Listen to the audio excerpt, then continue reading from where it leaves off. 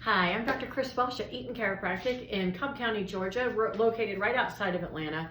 And tonight at Eaton Chiropractic, we would like to share with you our spinal workshop. These are community workshops that we do every week at 6:30. We'll put them on our Facebook Live, and we also upload them to our YouTube. This is for our practice members. It's also for our community. And tonight we're going to talk about the power of the pause.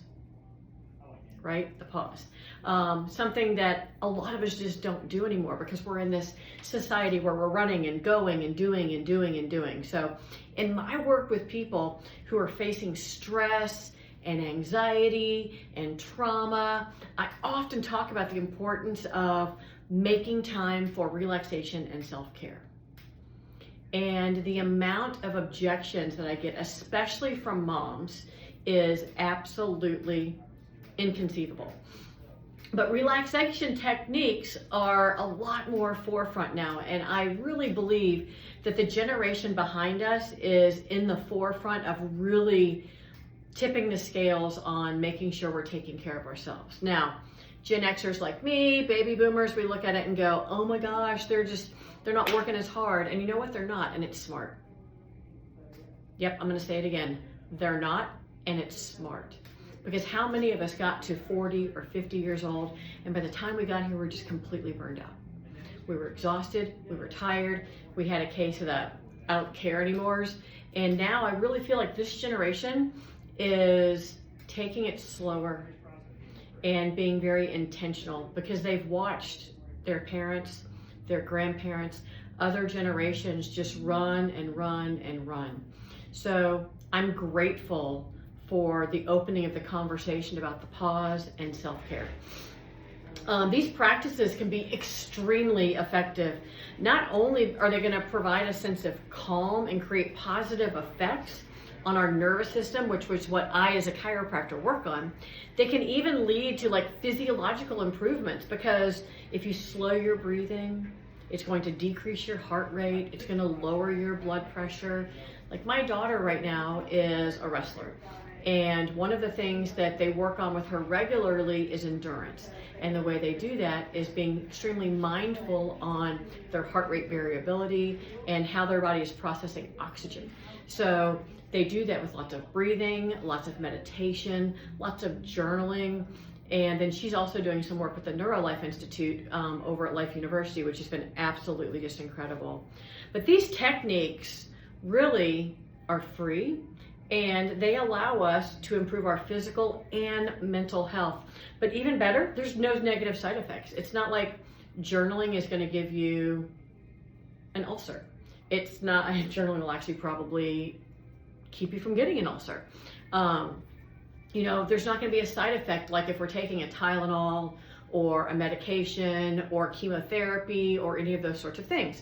So my thought is, why not do everything conservative you possibly can first, then do drugs, then do surgery. That's fine. But let's do everything conservative we can first because so many things are within our grasp and are within our choice. We're always choosing every single day. We are choosing, every single choice is going to lead us towards more health or it's going to lead us towards more sickness. So what I do, and when I use these relaxation techniques, I use something called a brain tap. You don't have to buy the brain tap. There's a million apps out there now. Those weren't out there when I first started in practice and started talking to people about mindfulness, but now they're everywhere. You've got the Calm app, brain tap. Heck, you can even go on YouTube and download green noise or all kinds of different hertz, all kinds of different things. And it's not going to cost you anything except your time, your energy, and your effort. And sometimes that is too much for people. So, because in our society, in the age of technology, it can make things even more challenging. So yes, I've got all these great things available to me, but I've also got things that are going to allow me to just shut my brain off. I can just scroll and scroll and scroll through Facebook, right? I can just pass time aimlessly looking at things. At the first of the year, I took all social media off my phone, actually from like November until about a month ago. I took all the social media off my phone, and I'm gonna tell you, I honestly didn't miss it. I thought I was going to miss it. I felt like I really needed it to be informed and communicating with people. What I really found was it was a huge time suck. So now I'm very intentional on when I use social media and how I look at social media and what I'm doing there. Because I could check my text messages, and then I could check my emails, and then I can go and look in Facebook, and then go check Google and go check YouTube, and then because I'm bored, just go back and do it again. And the next thing you know, you're spending hours there. So the biggest thing I could say is take a breath, take a pause, and realize what you're spending your time on. And knowing how much time I was spending on social media really gave me pause. So we went through, and I actually, if you've got an iPhone, I think Samsung probably does it too, they all probably do it now. You can actually look and see exactly how much time you're spending on things, and then you look at it and go, so when a patient comes in to tell me, oh, I just don't have time to do that. It's never about time, ever. And you know what? It's never ever about money. It's always about, is this a big enough priority for you at this time? And whatever we prioritize is what we're going to spend our time, our energy, and our efforts on. So this whole thing really made me just pause. And when I was talking to Emily, our massage therapist here in the office, who is unbelievable, I asked her, what should I talk about tonight?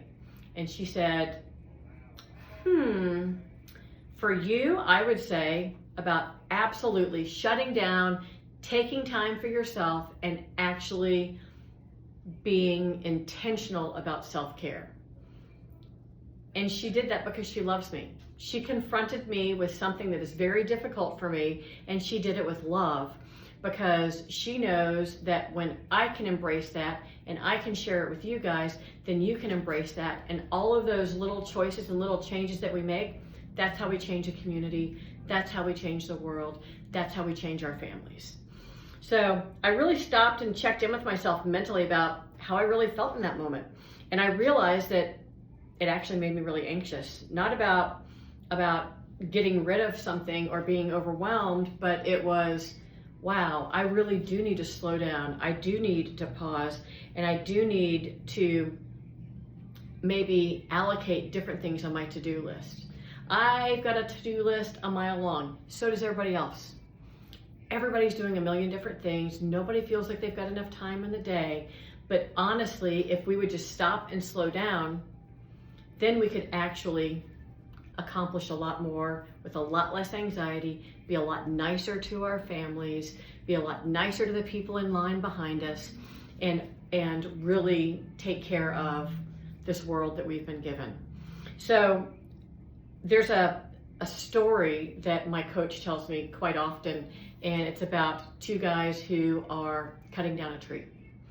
And the one guy's a young buck, and he's got a saw, and he's got big muscles, and he's amazing. And he goes and he grabs that tree, and he takes that saw, and he's just sawing. He's sawing so fast and so hard. And then you've got this older guy next to him, and his saw is beautiful, and it is shiny, and it is ready to go. And he goes and he slowly takes his time, and he's sawing, and he's sawing, and he's sawing, and this other guy's over here just sawing away.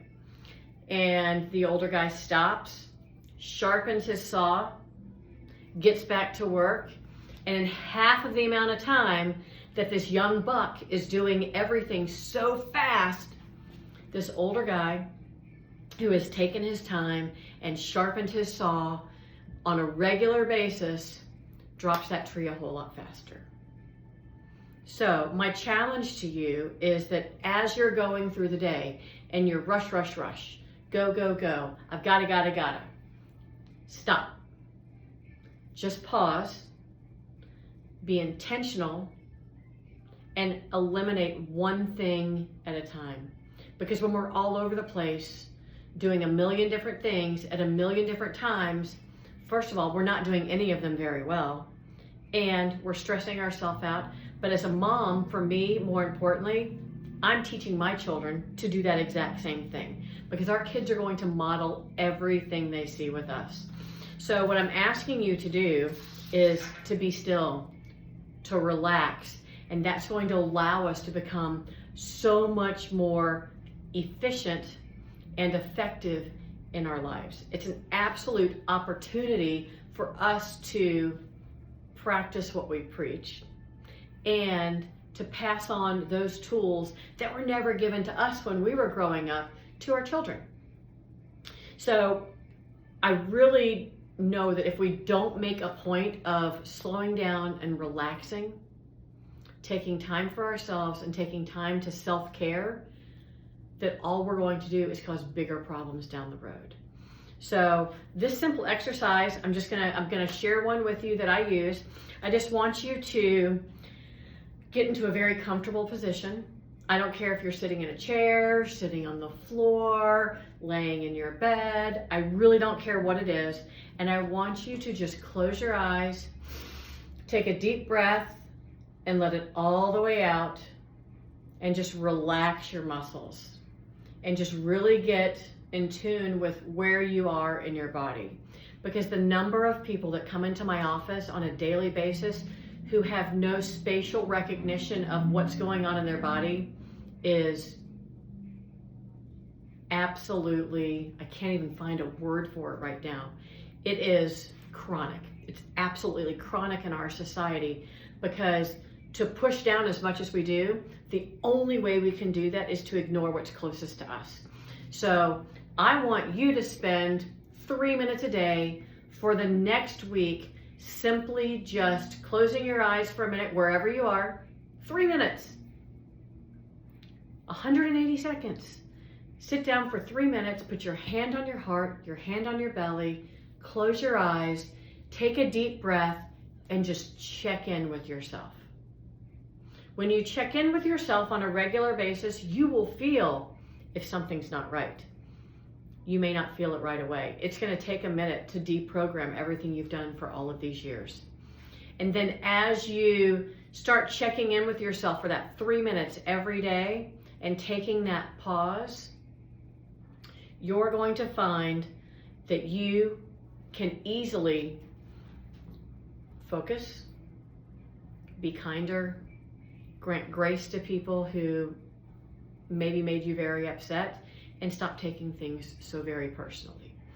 So I'm going to leave you with this today. I'm asking you to spend 3 minutes every day for the next 7 days, just taking a breath and checking in with yourself. And when we come back next week, I want some comments in the feed here telling me what that did for you. And maybe you can tell me one thing that improved because you just took that 180 seconds just for yourself. Because this last weekend we were up in St. Louis. Dr. Aaron and I spent a lot of time improving ourselves for our patients and for our community. And the theme this weekend was, there's no virtue in going fast. It's about moving forward, and it doesn't matter how fast you go. So, in the words of Dean DePice, if you're going fast all the time, just stop it. Just absolutely stop it, and know that we love you and we appreciate you. We're here to come alongside you. We're never here to judge you. We're always here to be curious. And it is my hope and my prayer that if you ever are in need of chiropractic and you're in this area, please give us a call. We would love to take care of you. If you are in another area, please send me an inbox, reach out and let me know. I know amazing chiropractors all over the country who will love you, take care of you, and come alongside you. I'm Dr. Chris Welsh at Eaton Chiropractic. This has been our spinal workshop this evening on the virtue of going fast or not, and the power of the pause. Have an amazing evening, and I will see you soon. This will be uploaded to our YouTube channel, so you can share it and like it and subscribe. Take care.